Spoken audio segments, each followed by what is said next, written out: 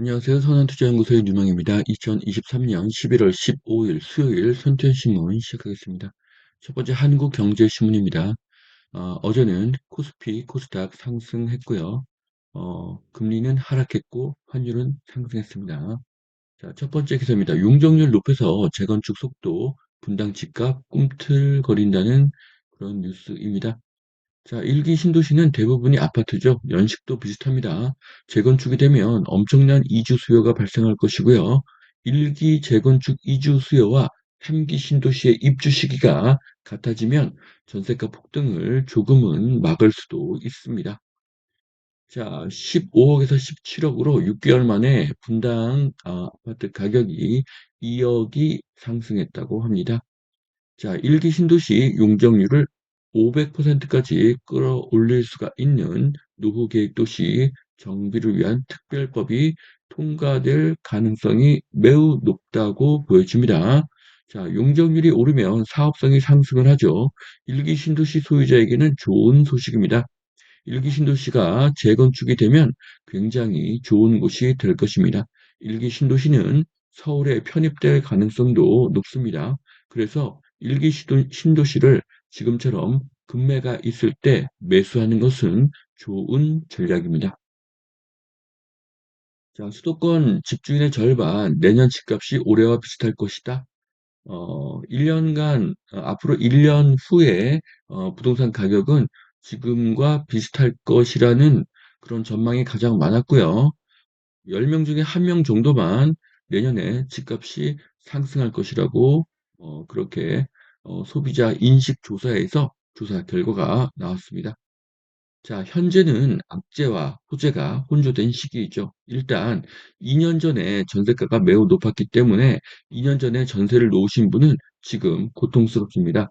전세금을 돌려주어야 하기 때문이죠. 자, 2년 전에 대출을 받은 사람은 괴롭습니다. 그 당시에는 저금리였는데 지금은 2배 정도로 금리가 올랐기 때문입니다. 자, 뉴스에서 나오는 그 소식은 고금리가 유지될 것이라는 것과 2024년 아파트 가격 하락할 것이라는 그런 전망이 굉장히 많습니다. 그래서 마음이 무겁고 마음이 아픕니다. 자, 그런데 지금은 11월이죠. 아파트 거래량이 1년 중에 가장 적은 시기입니다. 그럼에도 지금 전세가가 오르고 있습니다. 이것은 임대 물건이 감소한다는 의미인데요. 자, 파월은 매파적인 발언을 계속하고 있습니다. 어, 하지만 어, 실제로는 금리를 전혀 올리지 못하고 있죠. 네, 올해 9월 이후로는 금리를 전혀 올리지 못하고 있습니다. 그렇기 때문에 매파적인 발언을 그냥 허세, 허풍으로 볼 수가 있는 것입니다. 자, 그런데 오히려 금리가 하락한다는 전망들이 계속 나오고 있습니다. 자, 선투연도 2024년 1분기 금리 인하를 예상하고 있는데요. 2023년 1월에 비해서 지금 저가 매물은 상당히 빠졌죠. 호가는 계속 오르는 중이고요. 자, 그간 인플레가 많이 발생을 했습니다. 자, 1만 원 이하의 점심이 별로 없음을 지금 누구나 아실 것입니다. 그 이유가 뭡니까? 물가가 올랐죠. 물가가 왜 올랐습니까? 화폐가 늘어났기 때문이죠. 그러면 자산의 가격은 당연히 상승하는 것이 어, 원칙이죠. 네, 뭐 상식입니다, 상식. 돈이 늘어나면 자산의 가격은 상승한다. 그런데 그것을 지금 무엇이 누르고 있죠? 네, 고금리가 누르고 있는 것입니다. 자, 그런데 만약 내년에 금리가 내린다면 자산 가격은 오를까요? 내릴까요? 네, 반드시 상승합니다. 자, 내년 서울 공급이 부족하다고 2025년 초에는 모두가 해소가 된다. 자, 여기 통계청의 그래프를 보면요. 2024년에 비해서 2025년이 2배 이상 입주 물량이 크게 늘어나는 것으로 되어 있지만 글쎄요. 저는 믿지 않습니다. 2025년 6만 가구 믿지 않습니다. 자, 다주택자가 계속 감소하고 있고요. 입주 물량도 계속 감소하고 있습니다. 자, 그런데 통계표는 2026년과 2027년의 그래프는 왜 감추었을까요? 자, 2026년과 2027년의 그래프를 보면은 굉장히 감소하는 것을 볼 수가 있고요. 또 여기 2025년에 입주 물량이 조금 늘어나긴 하지만 바로 감소하는 것을 볼 수가 있습니다. 그래서 이렇게 점선으로 평균선을 그려보면 이런 선이 나오는 것이죠. 현재 2년 동안 갭 투자가 없었고요. 다주택자가 감소하고 있습니다. 더불어서 2024, 2026, 2027년 입주 물량은 역대급으로 적습니다. 자, 그렇게 되면 결국은 전세가는 폭등하게 되는 것입니다. 자, 제주, 세종, 광주 석 달 새 매물이 20% 늘었다고 합니다. 자, 지금 어, 경기도에서 매물이 가장 많이 늘어나고 있네요.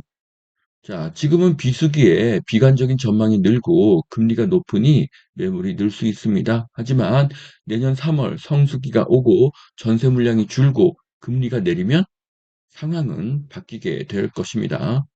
자, 두 번째 매일경제신문 보시겠습니다. 고금리 여파로 2030 집주인 12만 명이 감소했다고 합니다.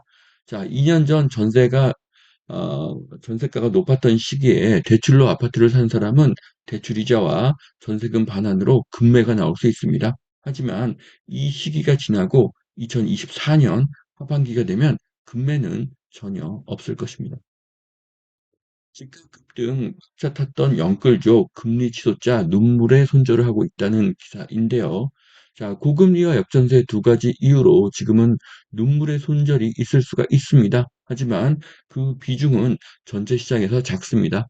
6개월 후에는 눈물의 손절은 없을 것이고요.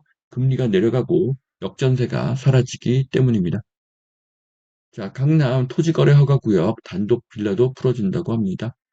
자, 지금 대치, 삼성, 청담, 잠실에 비주택 매수를 추천합니다. 아파트건 아파트가 아니건 앞으로 대치, 삼성, 청담, 잠실에 산다는 것 자체가 부러움의 대상이 될 것이기 때문입니다. 그래서 대치, 삼성, 청담, 잠실은 아파트를 제외한 상가, 오피스, 단독, 연립, 다가구, 다세대, 어, 그 허가 구역에서 이렇게 제외될 것으로 보여집니다. 자, 주택 경기 암울하다. 서울도 부정적이다. 자, 지금은 암울하겠죠. 하지만 내년 3월부터는 전혀 다른 상황이 펼쳐지게 될 것입니다. 여기까지 2023년 11월 15일 수요일 산투신문 마치겠습니다.